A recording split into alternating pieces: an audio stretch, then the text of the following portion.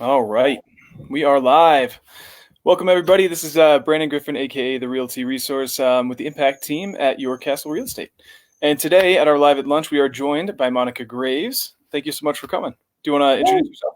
thank you. Yeah, I am the employing broker for Your Castle Mountain Properties, and I have been selling mountain properties since 2009 when I entered into the Vail market because I was a bank-owned property specialist, and so I started selling foreclosures in Vail, um, and then went over to Winter Park in Grand County in 2011.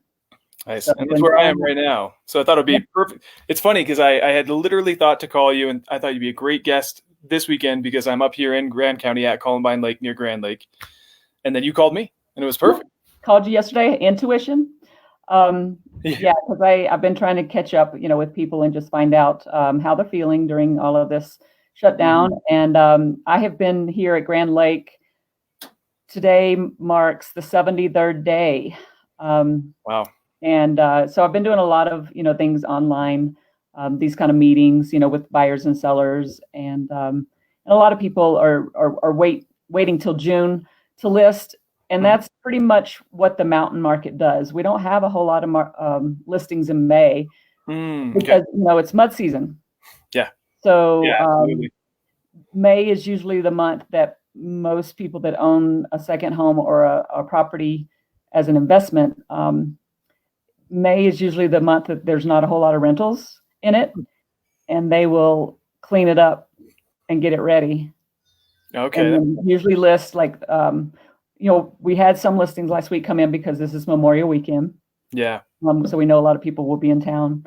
Um, but yeah, this market is always about 2 years behind Denver. Mhm. But what we've noticed actually is it's catching up. It's not Yeah. so far behind anymore. Yeah. I was seeing that in the trends today. I'm Mhm. going to go ahead and throw your information up on the screen really quick. And also, for anyone tuning in, if you are live with us right now, you can go ahead and put your questions in the comments. And we will actually answer them here while we're having this conversation. If you Mhm. catch us later, after the fact, on either one of our channels, please, by all means, also comment with any questions or just reach out directly because we'd be happy to help you. Um, so actually, you were about to give me a really good segue into the first question that I think most Yeah. people are going to have, which is simply, like, what is the status of the mountain markets? I have heard the 2 years behind. I found that to be true, but you're right. Like the most recent trends Mhm. are showing it almost, coming into lockstep. Just especially, I think with the effects of COVID, I think things are following the same trend because the restrictions have been statewide. Exactly. That's what we see. If Grand County, just to talk a little bit about COVID, Mhm.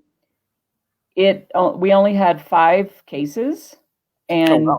no hospitalizations and no deaths. So you start thinking, we're only an hour and 25 minutes from Denver, Yeah.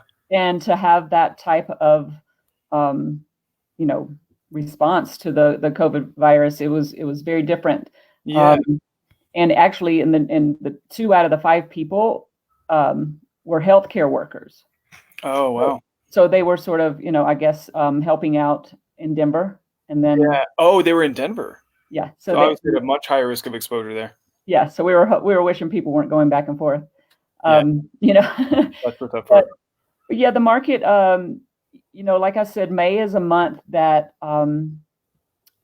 we just don't have a whole lot of activity. And so right now we are balanced with what May was last year, 2019. Oh wow. Okay. So there were actually, the numbers are going to sound really small because you sell in Denver, okay? So there were only 21 sales Hmm. in April of last year, and there was exactly 21 sales Wow. in April of this year. Huh. So it's, it's it's uh it's funny to look at because you would think it would be way down. Yeah. But and that's Grand County, and I'll let me talk a little bit more about Grand County, and then we'll get into Eagle County where Vail is. Yeah. Yeah. But new listings right now is down 32%. Okay. So that aspect of it, like I said, only having that many listings, there's 107 out right now. Yeah. Do you think So, any of that, the product of new listings being lower, because we're seeing new listings catching up in the Denver catching market, up. Mm-hmm. but I do think that there's more need, I guess, in the Denver market because those are primary residences, and when people are moving out of necessity, be it jobs are moved or maybe they've lost their job and they can't afford it anymore. It's I think at least in my interpretation, the mountain markets, there's a lot less need. These are a lot of vacation homes, second homes. Therefore, a downturn like this doesn't necessitate that they really need to move or sell. The only thing that we feel is going to happen, which I'm really sad about, is the hospitality and tourism. So all of those workers, I mean, hundreds of people, when they shut down the ski resorts, Yeah. They might not come back until October, November. Yeah. So if they don't have a job over the summer because restaurants are closed, the ski resorts are still closed. They're closed for the summer right now. I have no idea when they're going to be opening back up. Yeah. So mountain biking was really big in Winter Park. Yeah, Fraser. And so with the resort being closed, those are hundreds of workers that aren't going to have positions that usually could be living here or own a home. Because the local part of it, I think, is where they could suffer. And then, short-term rental is not allowed until June 1st. Okay. And so I've been talking with clients, and they are saying that yes, they're starting to book in June, but it's 50 to 60% less than what it was last year. Okay, well, so that could take a significant hit for sure. I think it'll happen for July. All the fireworks and all of the festivals, that aspect of it, are still going to happen. There's just going to be all of the social distancing and mask and all of that's going to have to happen in the crowds. I don't even know if there's going to be crowds. I mean, yeah, it's hard to say for sure. I mean, there's enough room for us, all this spread out up here, which is kind of nice. It's not as packed as like a 16th Street Mall, right. Fireworks display would be. Yeah. But at the same time, too, I do wonder, how this is going to, how it's going to play out and how it's going to look. But it's funny because you actually kind of preempted a question that I have later for you, which is about the, the resort closures and how that's affecting vacation and short-term rentals. And I want to go back really quick to something you mentioned about the local markets being affected by local workers, being out of work. How much of the resort staff, primarily the people that are going to be affected, and maybe the hospitality industry in these mountain towns, represent true buyers and owners versus renters? When we looked at that, it was about 74% renters. So there's not, maybe 25% of these. Yeah, I'm just thinking back to all my friends in college who were just the ski bums, you know what I mean? They would be up here for a season, then they'd go somewhere else, And very nomadic. And then, a lot of international people, they were all had to go back. Okay. Mainly because some of them stayed, because I've been talking to a lot of people that own hotels, the smaller hotels. It's here in Grand Lake, and they were just saying that, they usually have people stay with them for that month of May, and then try to find something else to live in for the summer. I gotcha. Just because May is so much cheaper. Yeah. And all of these little hotels, they said that it's all going to depend on how this summer goes, whether they have to actually close. Close permanently. Wow. So that aspect of it, that's that's commercial. Yeah. So the commercial aspect of it is very, very different than residential, because residential, we're seeing it all come back with people wanting to list their properties. We've got, buyers. Just for example, there's 80 pending sales right now out of 117, lists, or 107 listings. Wow. 80 of them are under contract. Man, so not a lot of standing inventory. No. Yeah. And then The price, the median sales price went up from last year, 8%. The average sale price, this was adjusted because we had a $7 million sale in January. Oh, yeah. The outliers. Yeah, the outliers. So it says that, our average price is 800,000, but it's really closer to that 600. Okay, and that makes sense. Yeah. Yeah. And then just, when you look at the little areas, Granby, Winter Park versus Grand Lake, Winter Park's going to have a lot more activity. Okay. Just to let you know. That's where people want to buy their income producing properties. Absolutely. But it's been down. Let's see, new listings are down 44%. Okay. Yeah. Sold listings are down 17. Yeah. Average price is around that $1 million mark, and that's up from last year.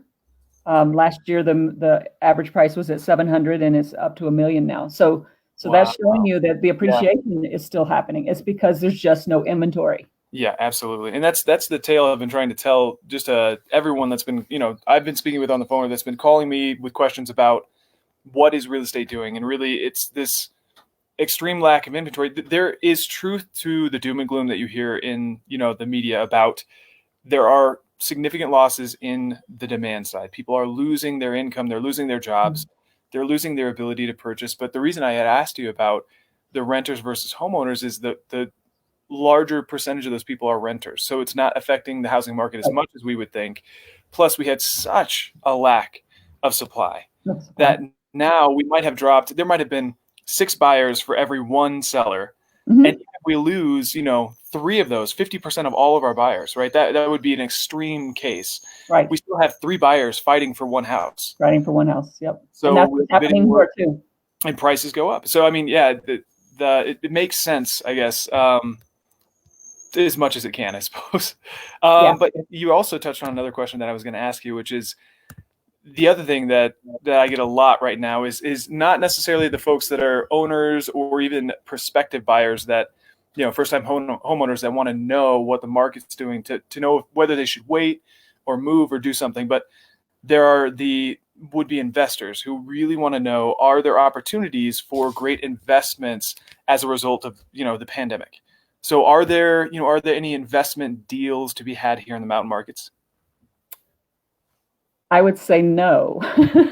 Not I usually say that too, and it's not what they want to hear, but it's the truth. Well, here's the thing. This is what we're, the economists are thinking is we're going to know probably in October. I think so too. Because because right now, a lot of it hasn't affected our market in the aspect of the unemployment or the hotels closing or the restaurants not opening. Mm-hmm. Right now the bars and restaurants, what they're doing is they're allowing people to come in at a certain number and at 10 at a time. The bars are all closed. There's no bar. The distilleries, the breweries, they're all closed. They won't allow them to open. And those are big money for people to come in and, as a tourist. And so we just don't know how that's going to affect everything. But currently right now, there's not any amazing deals. Yeah. I think it's going to have to go through that cycle of, how foreclosures are. It usually takes 3 to 4 months before a foreclosure is filed. Uh-huh. So it's possible we might see some in August, September. Mm-hmm. And I think those would only be the people that weren't taking advantage of some of these government opportunities for forbearance. Yeah, exactly. I've been following this a lot, and I'm recording a lot of videos and speaking to a lot of people about it. But with the government action, and enforcing all servicers to allow this forbearance, for 6 to 12 months. Yes. That means that the delays of the effects, the true effects, the true loss and how that's going to flush out in the housing market, we won't see that at the earliest, until probably the holiday season. And then after that, like you said, it's a long process, No. I think we can't, predict because we don't, I guess I could probably get a hold of a lender and the lender could look at the people that are, doing the forbearance on their properties. But Yeah. what we have found, just to let you know, and this is so true, and people probably don't really think about it, but the people that own second homes and investment properties in the resort areas, they haven't lost their jobs. You know Yeah. what I mean? They're more of the privileged, the ones that have said, when they bought the property, they were approved for that property with a loan, not Yeah. based on the income that they were going to generate from it. Yeah. You see what I'm saying? So Yes. the income that they were going to generate on it is just a cherry on top. Yeah. Nor were they approved for it because of the proceeds from a contingent sale Right. as a second property, Yeah. So that's why we just feel it's not going to be like 2008, 2009, where people were doing what we call active defaults. They were just saying, I'm going to default because I can, Yeah. and I'm just going to do a deed in lieu, just turn it over. Yeah. Yeah. And here you're not going to see that because they're still in a good position, and it was called strategic defaults. That's what it was called. Yeah. I gotcha. Okay. Like they really could make their payments. Yeah. Yeah. But they decided not to because it was, better for their finances for them not to be making payments on something that was depreciating every day. Exactly. And so there's no depreciation happening, at There's least no depreciation right now, right? Right. So it's only appreciation. And honestly, even if they could, with forbearance, stop making payments, it doesn't make sense to, because I think what I'm really trying to drill home with from that perspective and what forbearance is that it's not forgiveness. Right. It's not even necessarily deferment. You can stop paying, but there will be a lump sum due. And when that lump Mhm. sum comes, if you cannot pay that, there will either be a loan modification or, I mean, we'll see how the government interacts with the Right. servicers at that time. But I And believe again, that's going to be this fall or winter. yeah, So no, absolutely. We'll I see. think we'll continue to see sales through the summer going to be great, and that's our Yeah. primary season anyway in the mountains. Yeah. People think, oh, your season's in the ski time, during November to April, and we're like, no, that's actually very slow for us Yeah. as brokers because people have their properties rented out. They're making the income. And then, like I said, May is the time to clean up the property, get it ready, and then they put it on the market June. And our best month for sales is September. Gotcha. Okay. So I think we'll see. We'll see this fall. Yeah, Right? absolutely. I think one takeaway from this too is just if you have a real estate professional, a trusted real estate professional, you really want them to be tied in, so that they Yeah. are the ones following the market, because just as we've talked about, there's a lot of uncertainty right now. There is what we see in the marketplace and what we, are delivering to our clients as the advice, on purchases, sales, investments right here and right now. But Yeah. there's the unknowns that are coming, the ripple effects that will play out. And so if you're not really actively following it, like, I mean, everyone at Your Castle, that's the reason we moved our entire team over here, was because of the amazing research that Your Castle has always done. Even when I was with another brokerage that I shall not name, Same here. I used Your Castle's data because it was so accurate and so up to date. And, I think you really want to be advised and consulted by someone who is in it. And also, I think it's a peace of mind thing, right? You don't need to be in it as the casual, homeowner, investor, even vacation, property owner. You Right. shouldn't really be losing sleep over anything like that. You should have a trusted professional that will tell you when it's time to act, right? Exactly. And that's what's been happening for the last 60 days is I've Yeah. got the people that I help buy resort homes here Yeah. that I've reached out to, and some are reaching out to me too. Yeah. Just asking those questions, what do you think is going to happen? Can you give me a value on my home? And Yeah. so when I send them the value, they're just like, oh, Yeah. that's- okay. I was thinking it was going to be a lot less, and so the people that I think are going to list might be in Granby Ranch. Granby Ranch went through the whole ski and golf community was in foreclosure last year. And so now the foreclosure is over. We had the town of Granby step in. Oh, wow. And there's going to be all new management. So at the end of this month, May 31st, that the old management company is gone. So, Wow. so this is all new for that. So I think what's happened in Granby Ranch is you are seeing some people just say, you know what, I'm just going to lower the price and get it gone. Yeah. Because there's still a lot of fear of what's happening. They don't know if, Yeah. if they're going to close down the ski resort. The golf community is still open. But that's the only community that I would say that we might see some. But last week I put an offer for a client on a 3-bedroom, 2-bath, completely remodeled for $265. Wow. Multiple offers. I mean, Man. you could probably own that condo. I did like a little Airbnb on it, just AirDNA on it, just to see. And this is pretty standard for all mountain resort properties. You can rent them out probably 100 to 135 days. And in this situation, on this 3-bedroom, 2-bath in Granby Ranch, it was going to cost $2,000 a year. That's all. That was going to be the cost to own that property. Yeah. So that's a good deal, right? Yeah. I mean, something, and it's only going to cut. So a lot of people think, oh, I'm going to make this great income. No, it's usually a wash, or it's going to cost you really minimal, And that was for 120 days rented out. So you would have it for 340 days. Exactly. So the fringe benefit of owning that, it's really, it's not, at least as I understand it, it's not a marketplace where you're buying for pure cash flow.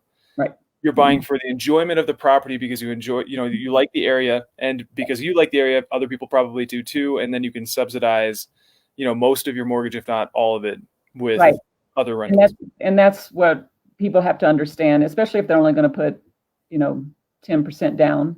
And just to let you guys know, to buy a second home, it's 10% down, and it's the same rate as the primary rate for a second. Primary rates are looking really good right now. Yeah. I'm refining my Grand Lake house right now at 3%. Yeah. Oh, I was at 3.25%, man. Mike, did you hear that, Mike? 3%. Wow. 3%. Okay, my appraisal came back yesterday, and I was pleasantly surprised. So, same thing. Let's jump into the last question I have here. Okay. So you've kind of touched on this already. So how do you think that the resort closures and the vacation and short-term rental downturns, like you said, coming back June 1st, already pre-booking, do you think that these will have lasting effects in these marketplaces? I know we did also just cover how commercial properties are afraid that perhaps they won't be able to make it through an entire season without any income, right? Now, I know that there's the other good thing about these statewide things that have happened, right? When there was a moratorium on showings and you only had 5 cases up here, that probably was not great, because, you probably could have gotten along better without risking a lot of health risk or exposure. Right. But at the same time, too, the statewide SBA programs, the small business loans, all those things, hopefully, I mean, do you see that getting a lot of businesses through? I do, because we got to open early. Graham County got to open early. Eagle County got to open early. So you probably know that they had to go to the governor and show proof that they've gone this much time without any new cases. There hasn't been a new case here since middle of April, first week of April. Wow. Okay. So, and then Eagle County, was one of the first to report cases, mainly because they're international.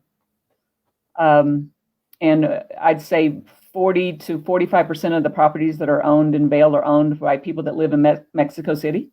Oh, wow. So that, I know. And they're Germans. So very strange. Okay. Did not know that either. I love telling people that, because people are like, what? Yeah. And they all, a lot of them own their own planes, and so the Eagle County Airport was bringing in a lot of international people to the area, and so that was why it was one of the first areas in Colorado to have. And actually, Keystone was the very first case in Colorado. Actually, I did hear that. Yeah. So it's really strange how it was a resort town. But again, it's probably because of the international travel. But I think that we're still, like, we're going to have to see I think that people are going to enjoy the short-term rental and not fly. It's going to be a lot of probably Texans driving up instead of flying. A lot of the locals will definitely come to Grand County because we're pretty much a local area. The whole, it's being so close to Denver. Yeah. And with Vail and Summit County, I think the short-term rental is going to be great this summer. I mean, that's just my prediction based on looking at the clients that I have that are telling me, Yeah. oh yeah, we're starting to book. We're starting to book for June, July, August. Huh. Sorry about that. This is my mindfulness timer that my phone is just. Oh. I'm supposed to breathe and to reflect, and of course the technology. Good. Mine shows up at 11:11. Oh, does it? Okay, there we go. Sorry about that. Breathe. One thing I have that is kind of related to this is, I do wonder with places like New York. Obviously, there's a large influx of people from larger metropolitan areas, New York, Chicago, LA. We have a lot of those people coming to Colorado, and we always have, and it's been what's driving a lot of this very strong sellers market. Oh yeah. So, as I think people have been trying to escape kind of the urban sprawl, the hubbub over there to kind of get to Colorado where you have some options. You can be in a place that's a little bit more spread out. You can go to Denver where it feels a little bit more like, let's say, home, if that's where you're from. I've also heard that, perhaps people are moving to these mountain communities to even get away from the urban sprawl that is Denver now because, traffic is getting worse and worse. And with all that. Just in the last 30 days, I've got 4 buyers for Idaho Springs. Oh, wow. Because Idaho Springs you can purchase for it's not like a resort. Yeah. So the prices are you can buy a 2-bedroom, 2-bath condo in Idaho Springs for like $225. Wow. And you could do short-term rental pretty easy because it's right there on I-70, so you can shoot up, to Loveland, Summit County. And I've got people, looking at Central City and Blackhawk. Because it's close, 45-minute drive to Denver. Yeah, which honestly, your commute from Broomfield to the south side of Denver is now 45 minutes. Yeah. So why not live in the mountains? And Blackhawk has some beautiful lakes. So I work that area as well.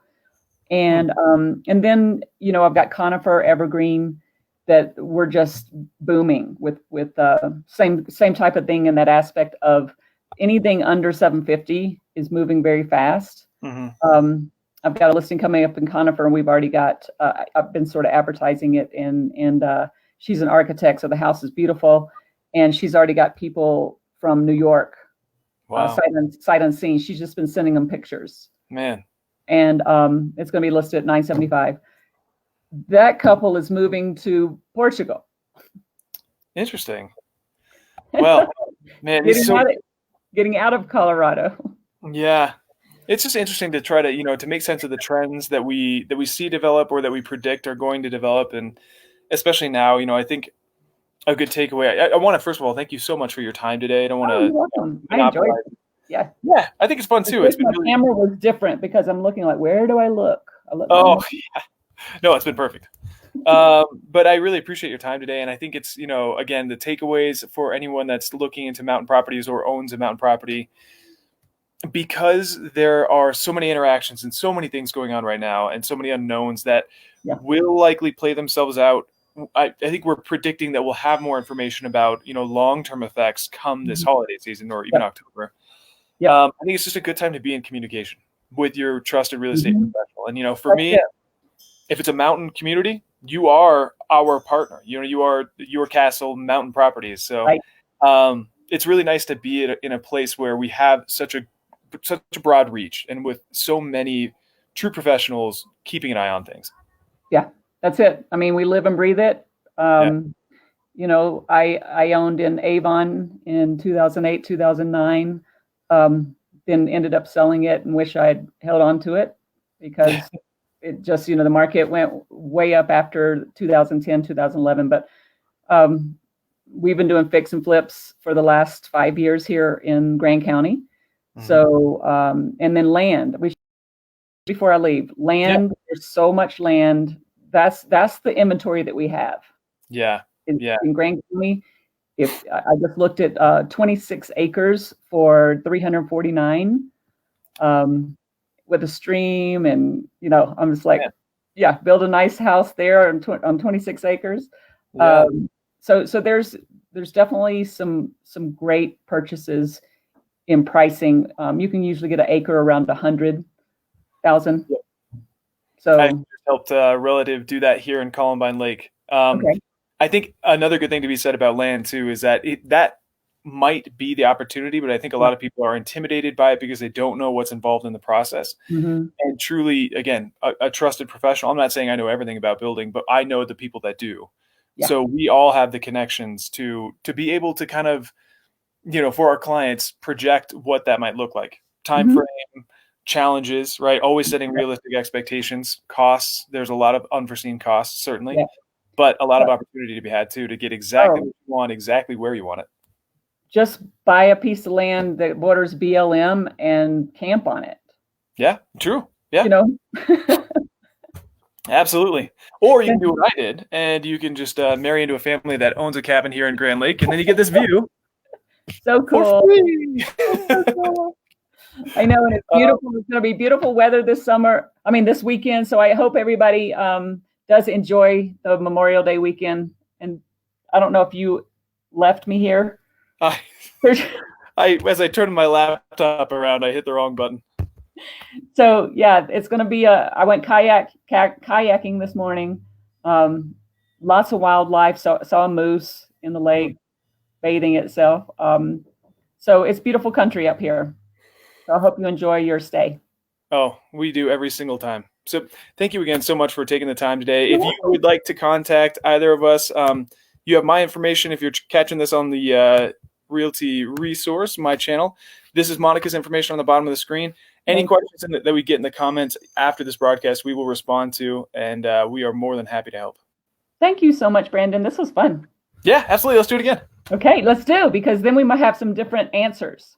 True. Yeah, I'm thinking somewhere near the autumn time frame. Me too. Okay. Have a good one. Bye.